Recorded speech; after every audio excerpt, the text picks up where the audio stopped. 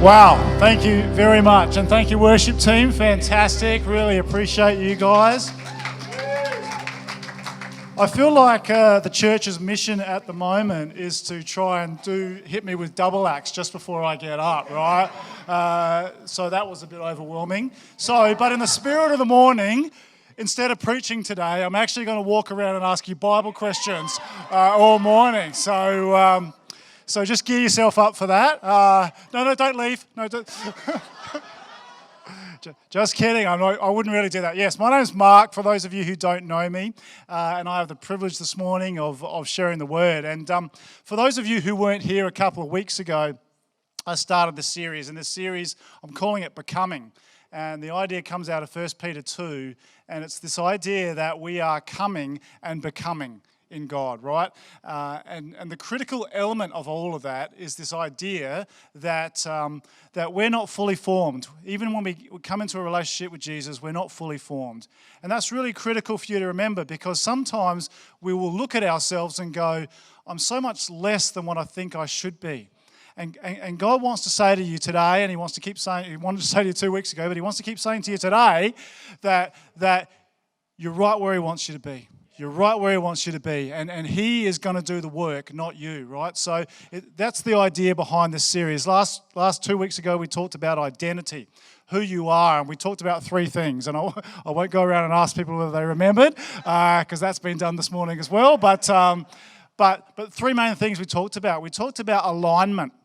Identity comes through alignment, and it's not alignment with a bunch of rules or a philosophy. It's alignment with the person of Jesus, right? Jesus has earned the right to be the person that we align ourselves with. And so very much, if you call yourself a Christian here today, your identity doesn't come from your strengths or weaknesses. It comes out of being in alignment with Jesus, right? And then the second thing we talked about is purpose. And this whole idea that a big part of your identity is that God has a purpose for your life, and sometimes, depending on what season we are in life, we have a positive or negative view of what that purpose is. But what I want to tell you this morning is, I don't care how young or how old you are, God has a purpose for your life, and He is doing something in your life. And then thirdly, we talked about community, and this whole idea that we are not just individuals, that we are part of something bigger than ourselves, and that we are part of a group of people who also, God, are aligned with Jesus, and who also have a purpose in Him, right? So that's what we talked about last week. And you may recall last week we were talking about this idea of living stones, that God is taking you and is referring to you as a living stone, and then He is building you into a temple. Now, I did bring something up this morning. This isn't my shopping, you'll be pleased to know. I brought some stones, some bricks. All right, so that's the way we're rolling today. Right, so, sales pitch for your purpose in life, right, from 2 weeks ago was, you're a brick. It's a paver for those of you who know better, but let's just use your imagination. This is a brick, right? You're a brick. And let's be honest, that's not a great sales pitch, is it? You're a brick, right? For all the things that I would like to be in life, a brick is not one of them. But it actually gets a bit better than that, because what does Peter say about us? He says, we're living bricks. Now, that sounds a little bit like Jack and the Beanstalk. No, these aren't just beans, these are magic beans, You're a living brick. And while that might not sound particularly attractive, the thing is that bricks don't just stay like a brick. What a builder does with a brick is he or she uses it to form something. And as part of that process, he shapes it, or she shapes it into the thing he or she wants it to be. Now, the critical thing about when you're building a house is you either shape the brick before you build it, or you use it as is, right? They're your two options. But what's really interesting with God is what He does is He actually shapes us as He's building us into the building. And he might shape you for a purpose in a particular season, and you'll be part of that temple that he's building, the part of that representation of who God is to the world, right? That's what the image of the temple means. He'll have built you into that, and then he'll continue to shape you and use you in different ways, even as you're part of the building. How clever is God? And so you are not stuck with a shape for life.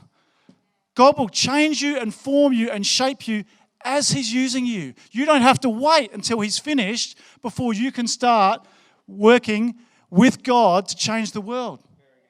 You can start here and end here, and God will continue to do that as he's using you. And I just find that so encouraging. So encouraging that we are not a people who are stuck in one spot. We are not a people who God has just said, this is who you are and you're no more. And so I want to go on from that idea now into our week 2, which is very much this idea of impacting, right? So for week 1, we talked about identity. And then week 2, we're going to talk about impacting and very much how to be a great brick. I'm not sure that one's going to catch on, right? Let's not put that up on social media, right? But I'm going to go first to the Word of God, because the Word of God is where God shows us so much about himself. So let's start there and then let's move on. So 1 Peter 2, 11 through to 17. And this is what it says. Dear friends, I warn you as temporary residents and foreigners to keep away from worldly desires that wage war against your very souls. Be careful to live properly among your unbelieving neighbours. Then even if they accuse you of doing wrong, they will see your honourable behaviour and they will give honour to God when he judges the world. For the Lord's sake, submit to all human authority, whether the king as head of state or the officials he has appointed. For the king has sent them to punish those who do wrong and to honour those who do right. It is God's will that your honourable lives should silence those ignorant people who make foolish accusations against you. For you are free, yet you are God's slaves. So don't use your freedom as an excuse to do evil. Respect everyone and love the family of believers. Fear God and respect the king. All right. So I want to give you a little bit of context before we dive in. There's a couple of points I want to talk about, but I want to give you some context first. You'll notice he starts with I warn you as temporary residents and foreigners. That's a really weird way to start to say what he's trying to say, right? And the point he's getting at here, right, is that if you have come into a relationship with Jesus, you're no longer officially a part of the world. In the sense of, you are no longer, this is not where your direction comes from, right? So if you live in Australia, you're an Australian, right? And by the way, most of you are almost certainly still Australians. But when you move to another country, right, you then you're a foreigner, right? You're an Australian and you come over here and you go somewhere else and you now represent very much who your home country is. And as we well know, Australians have some bad reputations for representing Australia overseas. But that's a reality, right? And what Peter is saying here is, as a representative of heaven, you are now a foreigner, right? So yes, you're still Australian, but you're a foreigner as far as the world is concerned. And what's really interesting is that if you think of yourself as a foreigner, what you actually find is that life gets a lot easier to deal with. Let me give you an example. When I was in my early 20s, I joined Youth with a Mission. And it was a great experience. I really enjoyed it. And it was tough. And the people in Youth with a Mission, they had some crazy ideas about what it looked like to do ministry. And so I got to go to different places in the world and do some wonderful things. But as part of that process, I got to go to multiple countries. Now, I'm an Australian. I've seen plenty of American TV, so I feel like I've got America worked out. And I was wrong, but that's what I thought at the time.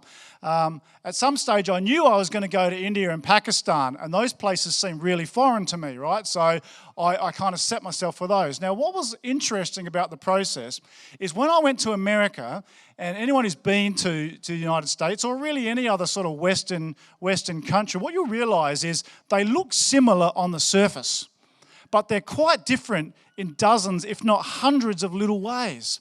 And I actually found my initial experience in America quite challenging because I was expecting them to be the same, but it was different in a lot of little ways that it was hard to quantify. Then I went over to India and Pakistan. And what I found when I went over to India and Pakistan was I had set myself that they were very different. And interestingly, I was much more comfortable in my first visit to those countries than I was to my time in America, right? Because I had set myself that this was different. And what Peter is saying here is, if you will set your mind, if you will allow the switch to be flicked, no, this is different. This world is different than the world I belong to.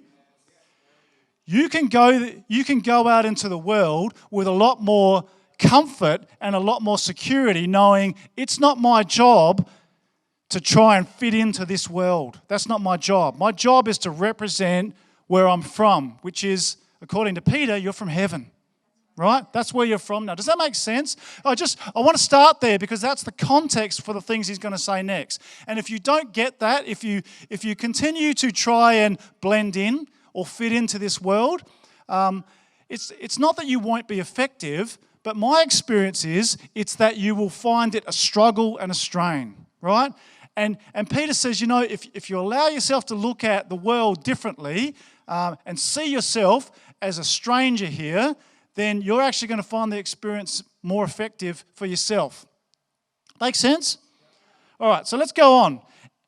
What's really interesting here, when you come to a new country, you've got to choose what you embrace and what you reject, right? That is fundamentally the process. Every new country you go to, what am I going to buy into about this culture and what am I not going to buy into about this culture, right? So for instance, a couple of years ago, I went to Cambodia, which was a great experience, and I loved going there. And once the international flights are happening again, I strongly encourage you to get over there and see what's going on because it is just fantastic. And for my birthday, I went to Siem Reap. I actually flew out to Siem Reap and got to see Angkor Wat, and that was just fantastic. And I'm trying to make a decision about what I'm going to eat for dinner.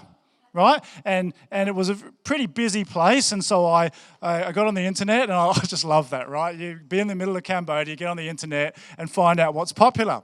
Well, there was two places that were really popular. One was a burger place, and one sold deep-fried tarantulas. It's my birthday, deep-fried tarantulas or burgers.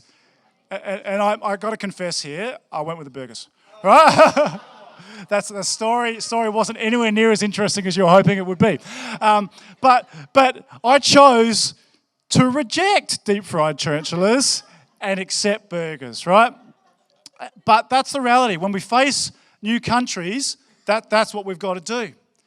And Peter here talks about things that we should embrace and things that we should reject. So let's talk about that. He says something really interesting here. Be careful to live properly among your unbelieving neighbours. Then even if they accuse you of doing wrong, they will see your honourable behaviour and they will give honour to God when he judges the world. One of the things that we are called to embrace is the values of the world that reflect God's values. See, I strongly believe that everything that's good in this world reflects God. Everything that's good in this world. And so where there are good values in the world, we actually should be the standout example of those values. Does that make sense? We should, if we truly believe that God is behind a value, then it should be our heart to reflect it. You see, because sometimes, unfortunately, as Christians, we get this bad name for what we're against, right? What I want to suggest to you is the best place to start in making an impact on the world is starting out with what's true about God that's reflected in society and call that out, right? And that's what Peter is saying here. So let me give you an example. I had the joy this week of being at a senior leadership program near Canberra. And it was pretty intense. Started at 7 in the morning and finished at 9:30 every night. But what was fascinating about the process is we talked a lot about values.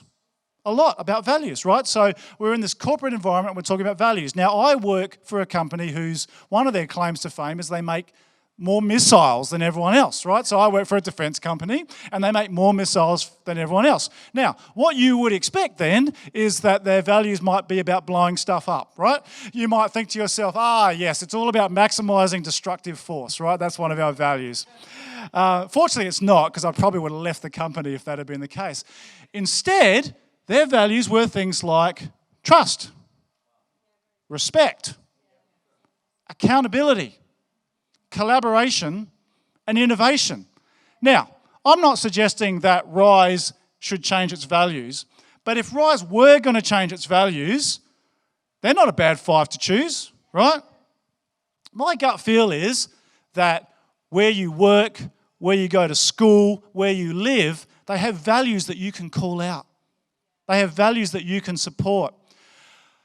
One of the values of Australia is mateship, right? And, that can be taken to some extremes. But at its best, at its purest, mateship is about sticking with your friends no matter what, right? Standing by them, standing up for them, being there whenever they need you.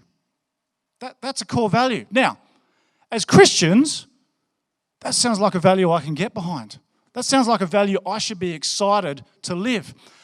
And I'll give you an example of how it's played out in my life. I had the pleasure a few years ago of leading a team to help build combat systems for a ship. I loved it. I loved that job. And I had a team of about 30 people doing that job. And as inevitably happens when you're leading 30 people on a job, things go wrong every now and again. And that's hard to deal with. And people mess up, they stuff up, they fail, they do the wrong thing. We all do, including me, by the way. What was really interesting, though, is I set myself, when I took on that team, I set myself to protect the team, And so when they stuffed up, my bosses would come to me and they'd say, right, just let us know who stuffed up and we'll sort them out and then we can move on. And I said, no. When the team fails, the team fails. The individual doesn't matter, right?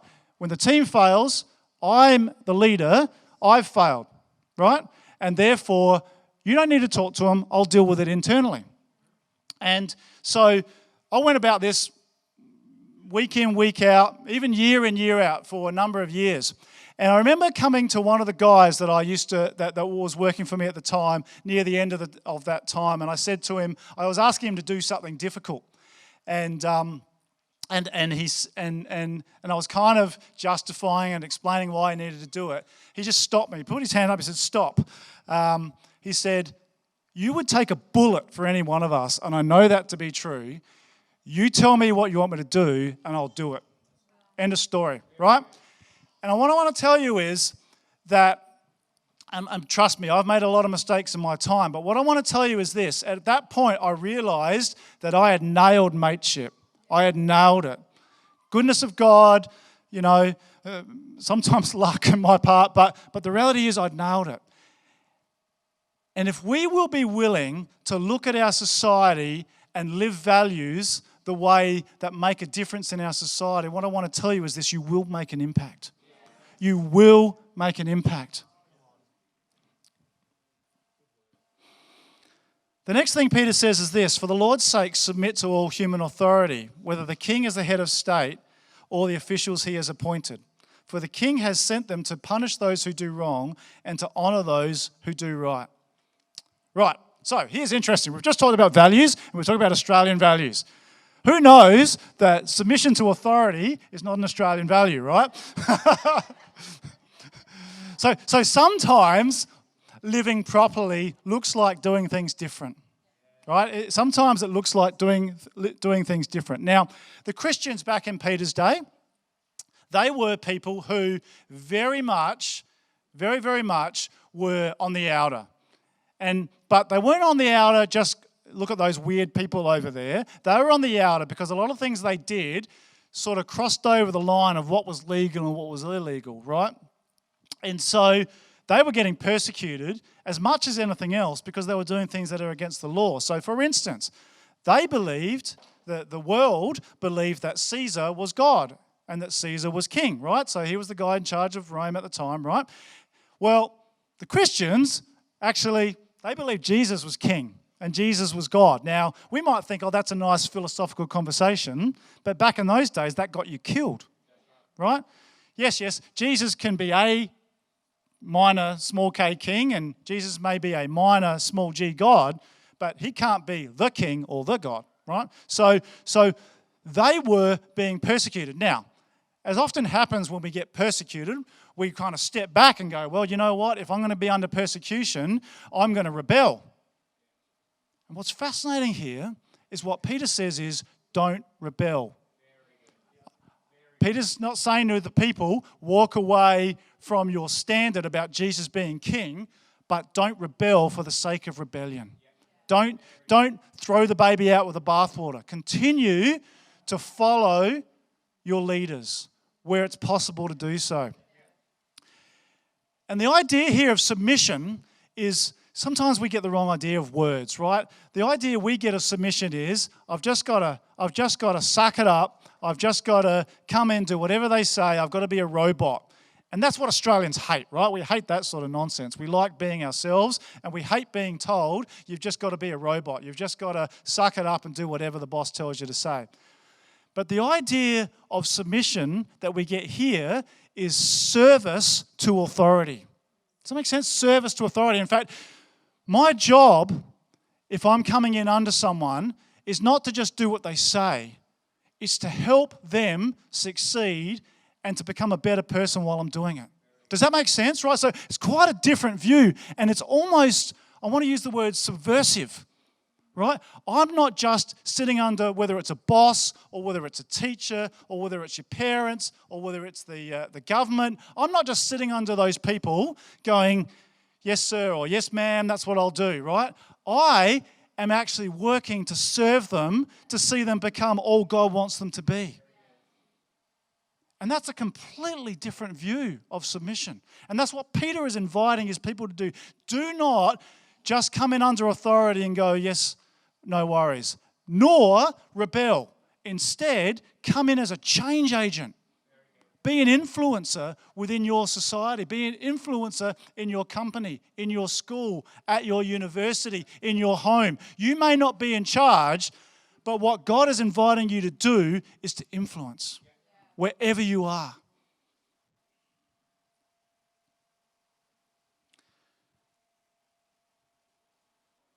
Now, as well as inviting us to accept some things, to embrace some things, Peter also invites us to reject some things. He says something really interesting here. He says, keep away from worldly desires that wage war against your very souls. Now, let me be honest with you. I've been a Christian since I was 7 years old. I'm now 48, which for some of you is 1 foot in the grave, and for others of you, you think, well, you know, that's pretty young, right? So perspective is everything, correct? But I have not had sterling success in keeping away from worldly desires. Maybe some of you have done better at that. And so we read this and we go, oh, great, that's great advice, Peter. Yeah, you should avoid bad stuff. And we go, okay, oh, that's all I had to do. I wish I had known that earlier, right? And now you can just move on. Yes, I'm going to avoid bad stuff from now on, right? But we've got to read it in context with what he's been saying, right? Remember, he's been talking about alignment with Jesus. Now, why does that matter in this conversation? How does that influence what he's saying there? Well, if we are aligned with Jesus, we will start to see ourselves the way Jesus sees us. And as we start to see ourselves the way Jesus sees us, we're going to go, you know what? That stuff that I keep going to I'm better than that because Jesus says I'm better than that. Jesus says I'm worth more than that. So much of the bad stuff we keep going back to comes out of this sense of who we are and what we're worth, right? And what Peter's saying is actually you should avoid the worldly stuff because it's not a reflection of who you are. Remember we talked about a couple of weeks ago this idea that people who identify themselves as runners are more likely to run than people who don't, right? Well, another piece of that puzzle is people that identify themselves as runners are less likely to eat donuts. That's another fact, right? So as you start to understand who you are, you become less interested in the things that don't reflect who you are. And that's what he's saying here. He's saying reject that. Now, another example, we talked about purpose, right? When you start to realize the amazing purpose God has for your life, you start asking yourself the question, how does that fit in? How does that worldly desire fit in? How does that desire for status, for instance, I've got to have status no matter what, or how does that desire for what I look on the internet at, or how does that desire for what I eat, how does that fit into the fact that God has this amazing purpose for me? If you really understood your purpose, it gets easier to walk away from worldly desires. And then community. We talked a little bit about this a couple of weeks ago, but this idea that sometimes I'm weak. And that's okay, because what I know is, and this has been my experience, there are plenty of you out there that have been strong when I've been weak. When I've needed to be transparent about the stuff that's tempting me and trying to grab hold of me, people in this room have spoken into that in my life. Thank you. Seriously, thank you. But you can see as we start to really grab hold of our identity, we can start to challenge these worldly desires in a new way. It's not an instruction just to stop doing the stuff that you shouldn't do, right? It's an invitation to do it in the light of who you really are.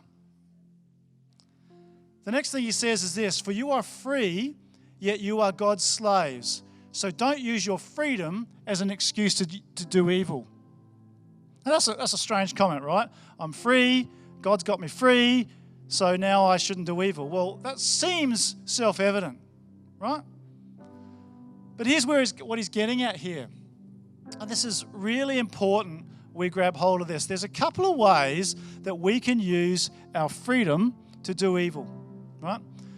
The first way we do it is we say, I can do anything I want now, and I'll go do stuff, right? Whatever that stuff is. Let me give you an example. Many of you have lost a loved one, right? And you've lost someone in your life, and that first, maybe it's a parent, right? That first Father's Day or Mother's Day or birthday after you lost that person is excruciatingly painful, isn't it? It's the first time. It's the first time you reflect on it. And I remember feeling that way for the first Father's Day after my father passed away. And it's excruciatingly painful. And what I experienced in that was that some people were really sensitive to that loss. They were kind and thoughtful. They knew me. They knew my experience. And there are other people who just were so effusive about, their own father, in my case, and it was just a little bit painful to hear that. They knew my story, but they weren't really thinking about my story, right? They were just effusive about their story. Now, that's okay. I get that. We've all been there. But so often, we cannot consider other people's stories in the midst of our freedom.